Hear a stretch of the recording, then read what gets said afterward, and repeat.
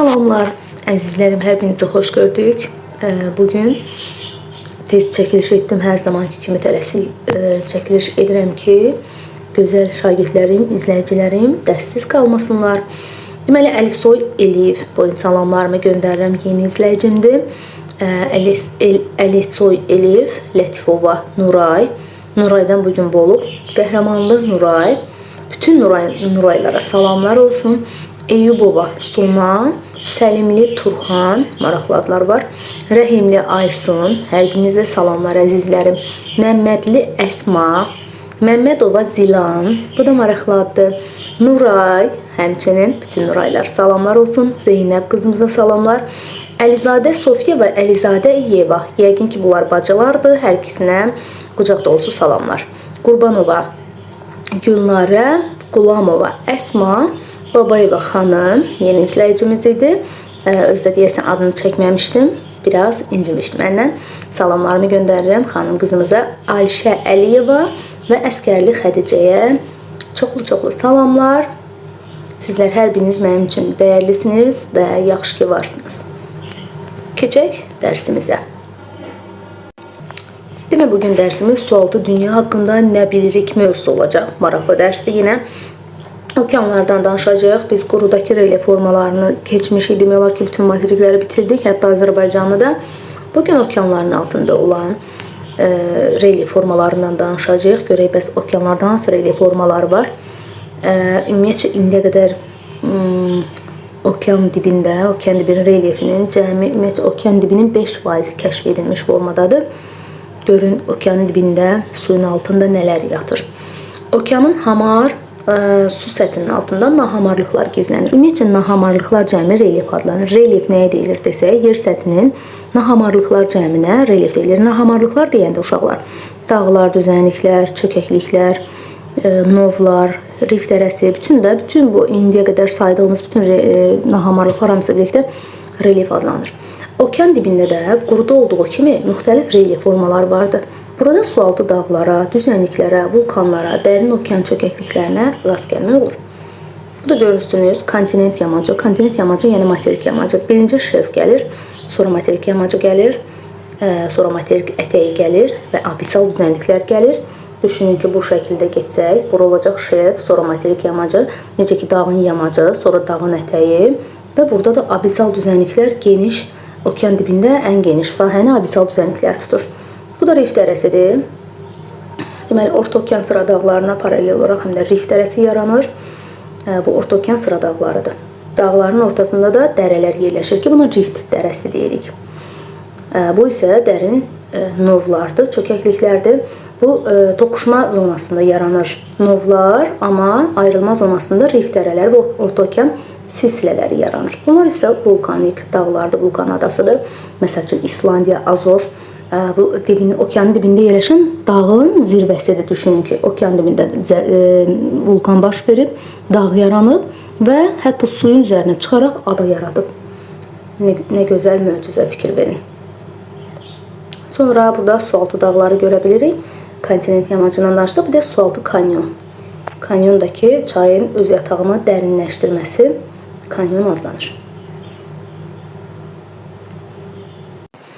Əgər qurudan okean dibinə səyahət etməli olsaq, onda şelf zonasına başlamalı olaraq. Bayaq göstərdiyim kimi bu şəkildə götürsək, ilk öncə bizi şelf qarşılayacaq.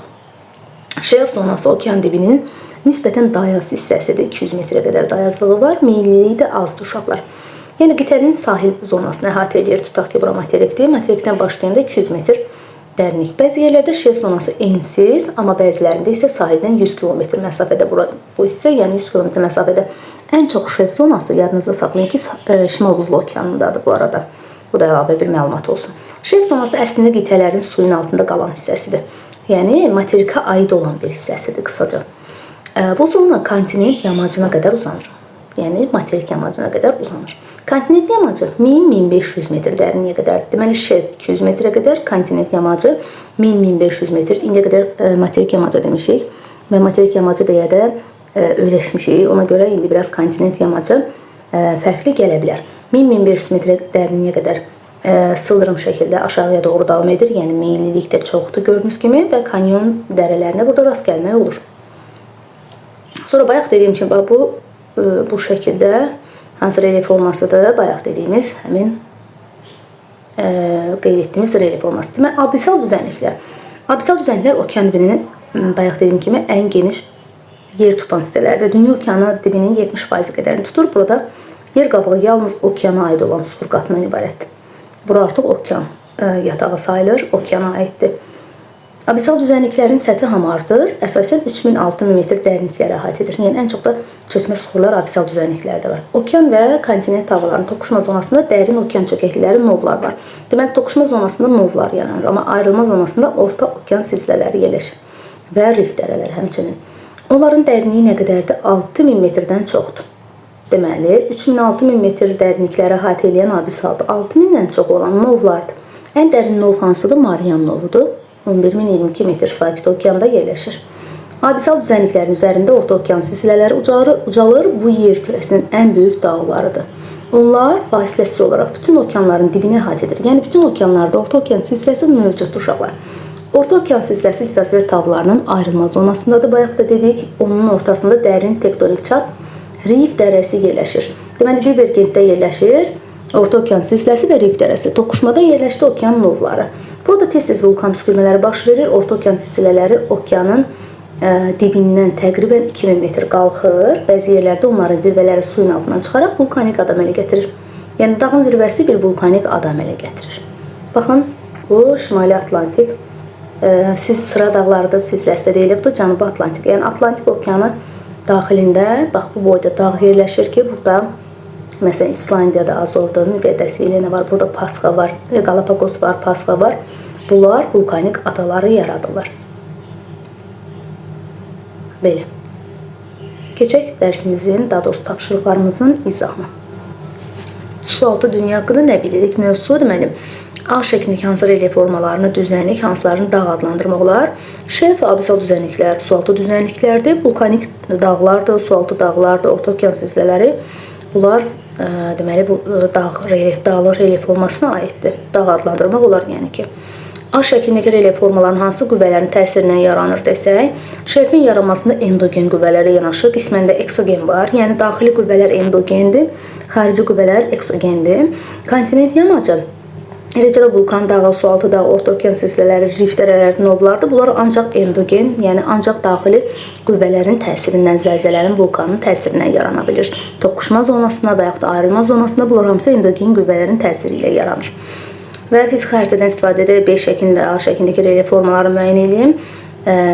Bu sualı dayandırıram. Çox güman ki, ən axırda izah edəcəm xəritədən istifadə etmək üçün. B şəklində şelf harada yerləşir? Daha geniş sahə tutur. Şelf B şəklində təsir olunur Avropada, Qırlandiya adası və Şimali Amerika sahillərində daha geniş yer tutur. Yəni, bayaq dediyim kimi, Şimal Buzlu Okeanında qısacası yaza bilərsiniz. Şimal Buzlu Okeanı sahillərində daha geniş yer tutur. Şimali Amerika, Avropa ona görə dedim. Şəkildə verilən relyef forması B-də hansı qitənin sahillərindədir? Bunun səbəbi şəkildə verilən relyef forması novdur və bu relyef forması da Cənubi Amerikanın sakit okean sərhədində yerləşmişdir. Onun yaranması səbəbi kontinent və okean, yəni materik və okean tipli litosfer tavalarının toqquşmasıdır. Bu zaman nə olur? Okean tipli litosfer tavası nazikdir. Ona görə materik tipli litosfer tavasının altına gömülür. Tutaq ki, bu okean tavasının qalınlığıdır, bu isə materik tavasının qalınlığıdır. Bunlar toqquşan zaman okean tipli litosfer tavası bax bu şəkildə materikin altına gömülür. Bura okeandır, bu da tutaq ki materikdir. Altına gömülür və burada qalxmalar baş verir. Sualtı qalxmalar, yəni qısacası sıra dağlar. Sıra dağlar, materikin sahilində sıra dağlar. Məsəl üçün, Ant dağlarının hər birimizi yerini bilirik Cənubi Amerikada. Həmin proses nəticəsində yaranıb. Materik və okean tipli litosfer tavalarının toqquşması nəticəsində yaranıbdır. Yəni, həm okeanda novlar yarana bilər, həm adalar qövs yarana bilər, həmçinin materikdə dağlar yarana bilər. Deməli, bir materik, bir okean toqquşanda, bu okean, bu materik, okean nazikdir, materikin altına gömülür və yaranır birinci növbədə.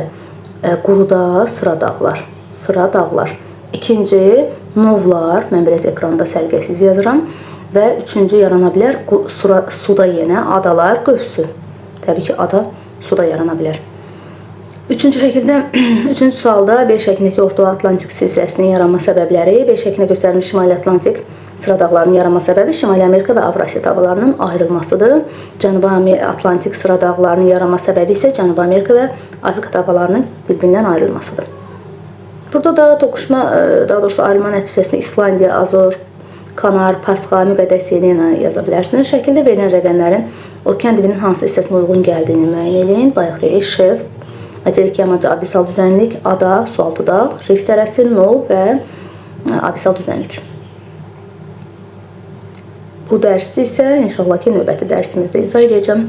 Hər birinizi uğurlar, gələn dərsimizdə görüşmək ümidi ilə.